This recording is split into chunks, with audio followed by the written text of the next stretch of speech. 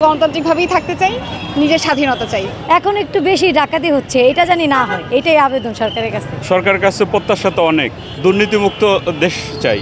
আইন যারা প্রণেতা তাদেরকে স্বাধীনতা দিতে হবে। দেশ ভালোভাবে চলুক, ভালোভাবে চালাক, এটাই চাই। আর কি, আর আমাদের চাওয়ার কি আছে? এখন যেটা চলতেছে এটাই সবচেয়ে ভালো। দেশটা ভালোভাবে চলুক, আমরা যাতে ব্যবসা বাণিজ্য করে খাইবার পারি। আসলে প্রত্যাশা তো সবসময় দেশের উন্নয়ন, আমরা যেন এই যে স্বাধীনভাবে আজকে দাঁড়ায় যেভাবে কথা বলতে পারছি, ভবিষ্যতেও যেন এভাবে পারি, এটাই সবসময়। তো আসলে আমরা গণতান্ত্রিক হিসেবে ছিলাম, কিন্তু কখনো মনে হয়নি আসলে গণতন্ত্র ছিল। সো গণতান্ত্রিকভাবেই থাকতে চাই, নিজের স্বাধীনতা চাই। এখন একটু বেশি ডাকাতি হচ্ছে, এটা জানি না হয়, এটাই আবেদন সরকারের কাছে। বাজারের সবজির দাম অনেক বেশি বাড়ছে, পরে গরুর মাংস এটা কিন্তু অনেকে খেতে পারে না। মধ্যবিত্ত যারা আছে তারা তো খেতেই পারে না। এই বাজার জানি একটু কমায়, চাঁদাবাজি না হয়। 250-টিরও বেশি ডিজাইন অপশন নিয়ে ওয়ালটন স্মার্ট ফ্রিজ, বোঝে আপনার প্রয়োজন। জিনিসপত্রের দাম যাতে দ্রুত কমায় দেয়। চিনি হইলে আপনার 135 টাকা কেজি, যাতে চিনিটা একটু কমায় দেয়। আমার একটাই প্রত্যাশা, সেটা হলো দুর্নীতিমুক্ত বাংলাদেশ। আমরা যে একটু ভালোভাবে দোকানদারি করতে পারি, আমাকে দেখো ডিস্টার্ব না করে, মানুষদের শান্তিভাবে দুটো খাইতে পারে, মানে তার শান্তিতে ঘুমাইতে পারে, এটুকুই সরকারের কাছে চাওয়া।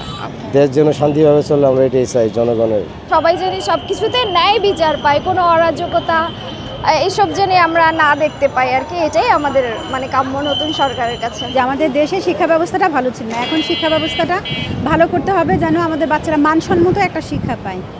আর হচ্ছে আইনের বিষয় হচ্ছে যে রাস্তাঘাটে যেন মেয়েরা খুব মানে ভালোভাবে চলাফেরা করতে পারে, করতে পারে, মানে সেফ মনে করে নিজেকে। আমরা যে আতঙ্কে ছিলাম এই কতদিন, এই আতঙ্কটা যেন না হয়, এটাই আমার কাছে সবচেয়ে বেশি এখন গুরুত্বপূর্ণ মনে হয়।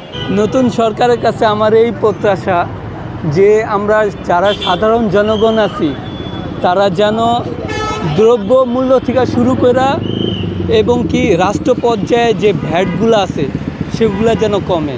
অন্তর্বর্তী সরকারের প্রধান যেভাবে আলাপ আলোচনা করছে সেইভাবে যদি দেশ চলে, তাহলে দেশ সুন্দরভাবে এবং সুষ্ঠুভাবে এগিয়ে যাব।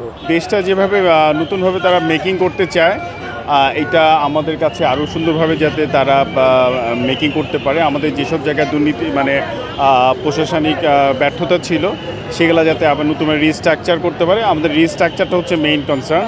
এটা আমাদের অ্যাজ এ সাধারণ জনগণ হিসেবে যাতে আমরা সবাই মিলে পার্টিসিপেশন করে এই রিস্ট্রাকচার করতে পারি দেশটাকে।